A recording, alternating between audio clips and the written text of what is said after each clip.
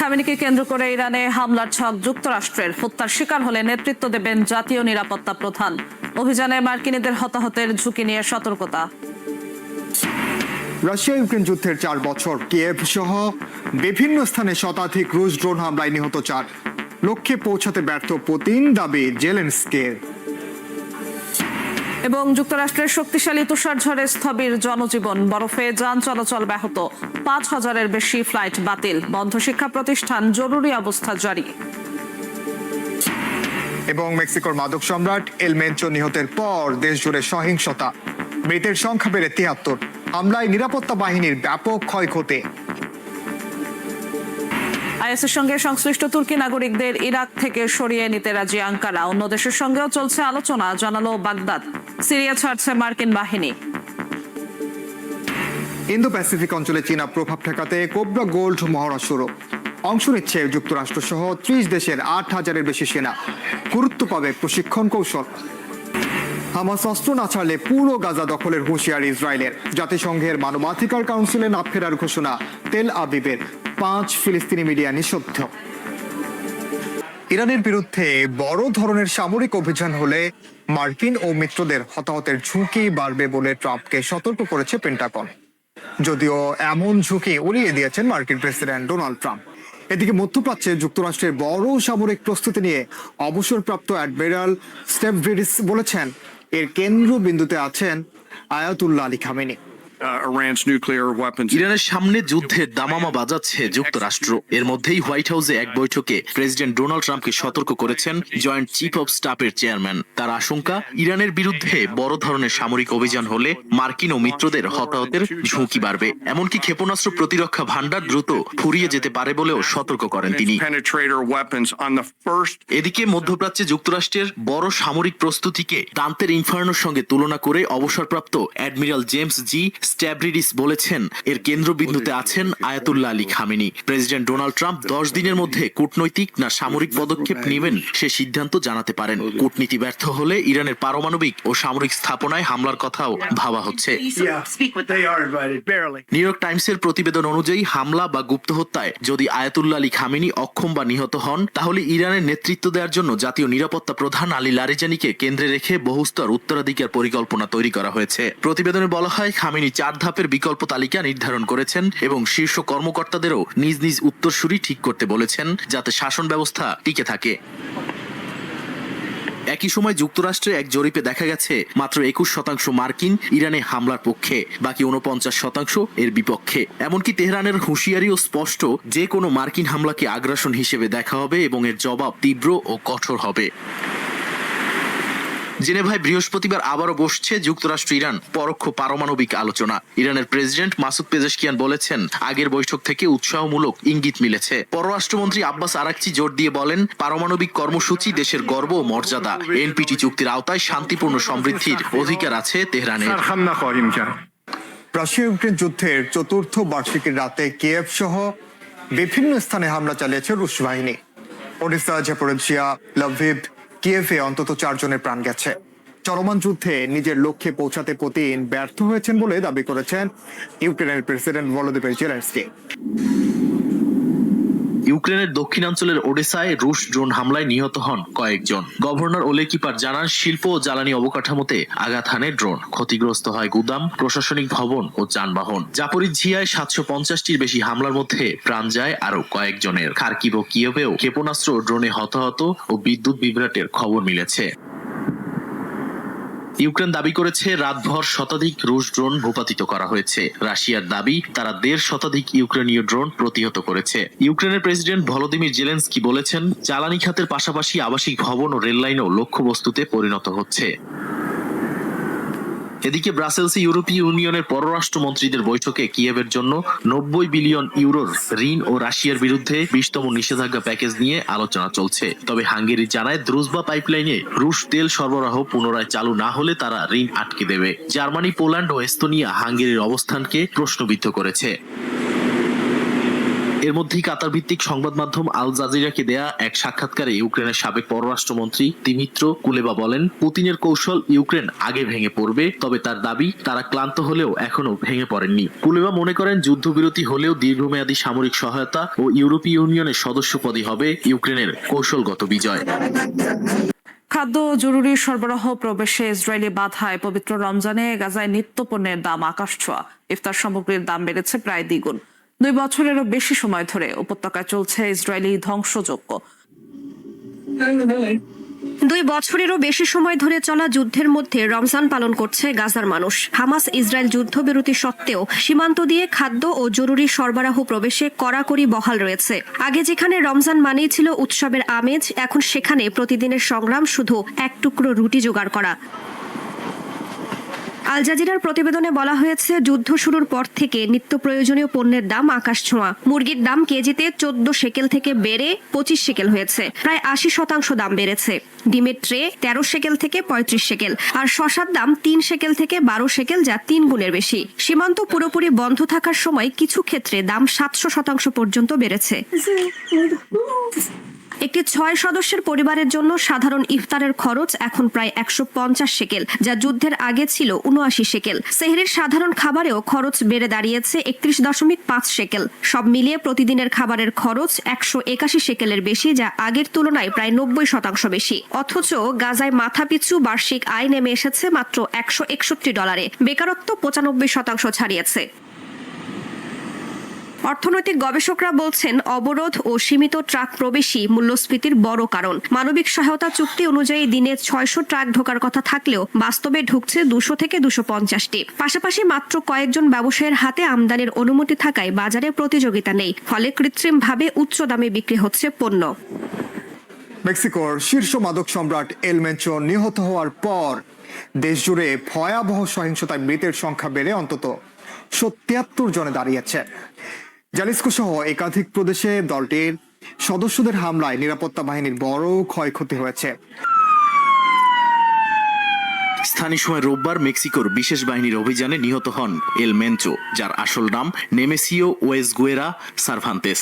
তিনি কুখ্যাত Jalisco new generation মাদক চক্রের প্রধান ছিলেন। দেশটির প্রতিরক্ষামন্ত্রী রিকার্দো ট্রেভিলা জানান, তার এক প্রেমিকাকে অনুসরণ করে তাপালপায় আস্তানা শনাক্ত করা হয়। এল মেনচোর মৃত্যুর পর দেশ জুড়ে তাণ্ডব চালায় তার বাহিনী। সড়কে 250-র বেশি অবরোধ, যানবাহনে অগ্নিসংযোগ, ব্যাংক ও ব্যবসা প্রতিষ্ঠানে আগুন এবং বিভিন্ন শহরে হামলার ঘটনা ঘটে। শুধু জালিস্কোতেই 6টি আলাদা হামলায় ন্যাশনাল গার্ডের বহু সদস্য নিহত হন। জালিস্কোতে বেশ কয়েকজন মাদক পাচারকারী চক্রের সদস্য নিহত হয়েছেন। পাশের মিচকোয়ান প্রদেশে নিহত হন আরো কয়েকজন। এছাড়া একজন কারারক্ষী ও প্রসিকিউটর দপ্তরের এক কর্মকর্তা প্রাণ হারান। এক স্থানে সেনারা মাদক পাচার চক্রের আরেক শীর্ষ সদস্যকে হত্যা করে, যিনি সেনা হত্যার জন্য $1000 পর্যন্ত পুরস্কার ঘোষণা করেছিলেন। মেক্সিকোর প্রেসিডেন্ট ক্লদিয়া শেইনবাউম পরিস্থিতি শান্ত রাখার আহ্বান জানিয়েছেন। তিনি জানান, সোমবারের মধ্যে 20টি প্রদেশে তৈরি হওয়া সব অবরোধ সরিয়ে নেওয়া হয়েছে।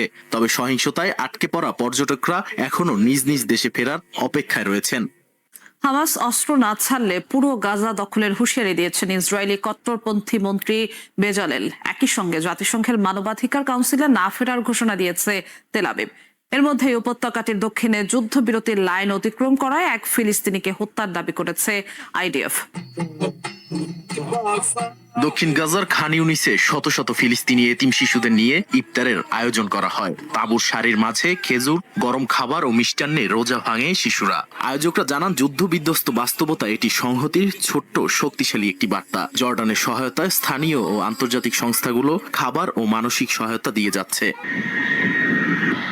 এদিকে ইসরায়েলি বাহিনী জানিয়েছে, গাজার দক্ষিণে যুদ্ধবিরতি লাইন অতিক্রম করে সেনাদের দিকে এগিয়ে আসা এক ফিলিস্তিনিকে তারা গুলি করে হত্যা করেছে। যুদ্ধবিরতি কার্যকরের পর থেকে এমন ঘটনায় বেশ কয়েকজন নিহতের কথা জানিয়েছে তারা।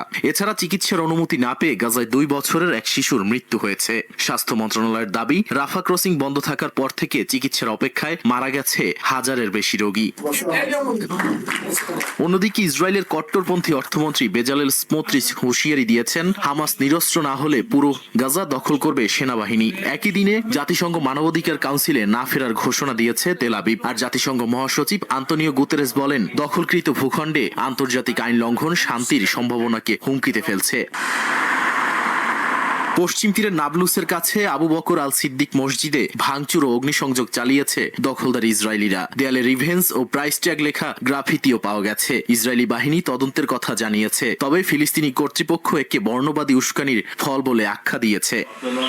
যুক্তরাষ্ট্রের শক্তিশালী তুষার ঝড়ে স্থবির হয়ে পড়েছে জনজীবন। উত্তর পূর্বাঞ্চলে বিস্তীর্ণ এলাকায় 1 ফুটের বেশি তুষারপাত হয়েছে। জরুরি অবস্থা জারি করা হয়েছে বেশ কয়েকটি অঙ্গরাজ্যে। এর মধ্যে প্রায় 5700টি ফ্লাইট বাতিলের পাশাপাশি বন্ধ রয়েছে বহু সড়ক ও রেলপথ। সোমবার ভয়াবহ তুষার ঝড়ে যুক্তরাষ্ট্রের উত্তর পূর্বাঞ্চলের বিস্তীর্ণ এলাকা ঢেকে যায় 1 ফুটের বেশি তুষারে। সড়ক ও রেল যোগাযোগ বন্ধ হয়ে যায়। হাজার হাজার ফ্লাইট বাতিল হয়ে ভোগান্তিতে পড়েন বহু যাত্রী। ঝড়ের তীব্রতায় বাড়ি ও ব্যবসা প্রতিষ্ঠান বিদ্যুৎহীন হয়ে পড়ে। বৈরী আবহাওয়ার সবচেয়ে বেশি প্রভাব পড়ার আশঙ্কায় এবং সহায়তার জন্য নিউ ইয়র্কের Long Island, New York City ও লোয়ার হাডসন ভ্যালিতে 100 ন্যাশনাল গার্ড সদস্য মোতায়েন করেছেন রাজ্যের গভর্নর। কোথাও কোথাও 2 ফুট পর্যন্ত তুষারপাত ও ঘন্টায় 70 মাইল বেগে দমকা হাওয়া বয়ে যাওয়ার সতর্কতা জারি করেছে আবহাওয়া দফতর। পুরো অঞ্চলের বহু শিক্ষা প্রতিষ্ঠান বন্ধ ঘোষণা করা হয়েছে। এই অবস্থায় বাসিন্দাদের প্রয়োজন ছাড়া ঘরের বাইরে বের না হওয়ার পরামর্শ দিয়েছেন New York City mayor Zohran Mamdani. ম্যাসাচুসেটসে জরুরি অবস্থা ঘোষণা করে অঙ্গরাজ্যের কর্মীদের ঘরে থাকার নির্দেশ দেওয়া হয়েছে। মহাসড়কে বাণিজ্যিক যান চলাচল নিষিদ্ধ করা হয়, তবে জরুরি পণ্যবাহী যানবাহন এর আওতার বাইরে রাখা হয়েছে। নিউ জার্সি ও রোড আইল্যান্ডে গণপরিবহন সাময়িকভাবে স্থগিত রয়েছে।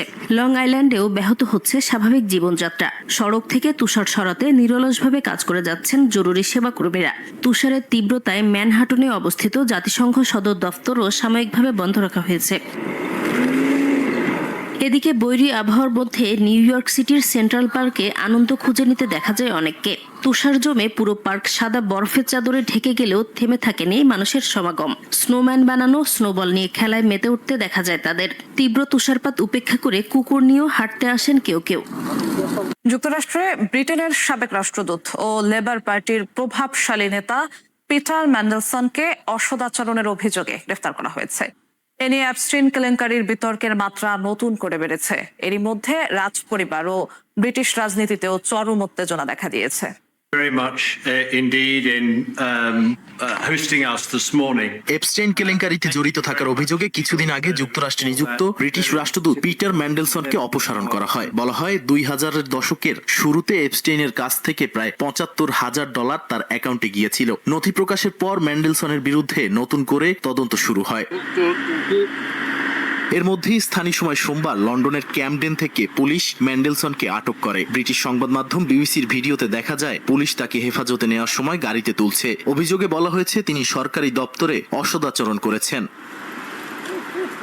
ম্যান্ডেলসন চলতি মাসে লেবার পার্টি ও হাউস অব লর্ডস থেকে পদত্যাগ করেন। এই ঘটনার প্রভাব পড়েছে ব্রিটিশ রাজ পরিবারেও। কুখ্যাত যৌন নিপীড়ক জেফ্রি এপস্টিন ইস্যুতে একই অভিযোগে রাজা তৃতীয় চার্লসের ভাই সাবেক প্রিন্স অ্যান্ড্রু অল্প সময়ের জন্য আটকও হন। ইরাকে আশ্রয় নেওয়া আইএসের সঙ্গে সংশ্লিষ্ট তুর্কি নাগরিকদের সরিয়ে নিতে সম্মত হয়েছে আঙ্কারা। অন্য দেশের সঙ্গেও নাগরিক প্রত্যাবাসন নিয়ে আলোচনা চলছে বলে জানিয়েছেন ইরাকের পররাষ্ট্রমন্ত্রী। সিরিয়ার উত্তরাঞ্চল থেকে হাজারো আইএস সন্দেহভাজনকে ইরাকে স্থানান্তর করা হয় মার্কিন বাহিনীর সমন্বয়ে পরিচালিত অভিযানে। কুর্দি বাহিনীর শিবির ও কারাগারগুলো বন্ধ করে দিলে এই বন্দীদের ভবিষ্যৎ অনিশ্চিত হয়ে পড়ে। প্রায় 1 দশক ধরে এসব ক্যাম্পে আটকে ছিল আইএস সংশ্লিষ্ট যোদ্ধা, নারী ও শিশুরা। পরিস্থিতি দ্রুত নিয়ন্ত্রণে আনতে বাগদাদ বন্দীদের গ্রহণ করে। সোমবার ইরাকের পররাষ্ট্রমন্ত্রী ফুয়াদ হুসেইন জানান, তুরস্ক তাদের নাগরিকদের ফিরিয়ে নিতে সম্মত হয়েছে। ওয়াশিংটনের বিশেষ দূতের সঙ্গে বৈঠকে তিনি জানান, অন্যান্য দেশের সঙ্গেও নাগরিক প্রত্যাবাসন নিয়ে আলোচনা চলছে। নিজ দেশের নাগরিকদের ফিরিয়ে নিয়ে বিচার নিশ্চিত করতে জাতিসংঘ মানবাধিকার কাউন্সিলে উদ্যোগ নেওয়ার আহ্বান জানান ইরাকি পররাষ্ট্রমন্ত্রী। 2014 থেকে 2017 সাল পর্যন্ত স্বঘোষিত খেলাফত প্রতিষ্ঠা করে বিশাল ভূখণ্ড দখলে নেয় জঙ্গি গোষ্ঠী আইএস। সিরিয়া ও ইরাক জুড়ে লাখো মানুষের ওপর শাসন চালায় তারা এবং বিশ্বের বিভিন্ন দেশ থেকে যোদ্ধা সংগ্রহ করতে থাকে। যুক্তরাষ্ট্র নেতৃত্বাধীন জোট ও আঞ্চলিক সামরিক অভিযানের মুখে সেই শাসনের পতন ঘটলেও হাজারো বিদেশি যোদ্ধা থেকে যায়। বাগদাদ জানিয়েছে সন্ত্রাসবাদ আইনে নিজস্ব বিচার ব্যবস্থায় অভিযুক্তদের বিচার করা হবে, তবে বিদেশি নাগরিকদের নিজ দেশে বিচার করাই দীর্ঘমেয়াদে কার্যকর সমাধান বলে মনে করছে ইরাক। কেননা বন্দীদের দীর্ঘমেয়াদী আটক, বিচার ও পুনর্বাসন সবই আঞ্চলিক স্থিতিশীলতার সঙ্গে সরাসরি জড়িত। তবে প্রশ্ন হলো কত দ্রুত অন্য দেশগুলো তুরস্কের পথ অনুসরণ করবে। উত্তর কোরিয়ার ক্ষমতাসীন ওয়ার্কার্স পার্টির সেক্রেটারি জেনারেল হিসেবে আবারও নির্বাচিত হচ্ছেন দেশটির সর্বোচ্চ নেতা কিম জং উন। স্থানীয় সময় রোববার পার্টির নবম কংগ্রেসের চতুর্থ দিনে এই নির্বাচন অনুষ্ঠিত হয়। এদিন দলের কেন্দ্রীয় কমিটির সদস্যদেরও নির্বাচিত করা হয়েছে। দলের কিছু নিয়মেও পরিবর্তন আনা হয়েছে, তবে এ ব্যাপারে বিস্তারিত কিছু জানানো হয়নি। উত্তর কোরিয়ায় প্রতি 5 বছর পর ওয়ার্কার্স পার্টির কংগ্রেস অনুষ্ঠিত হয়। এদিন দলের গত 5 বছরের কাজ মূল্যায়ন এবং আগামী 5 বছরের জন্য নতুন পরিকল্পনা ও লক্ষ্য নির্ধারণ করা হয়।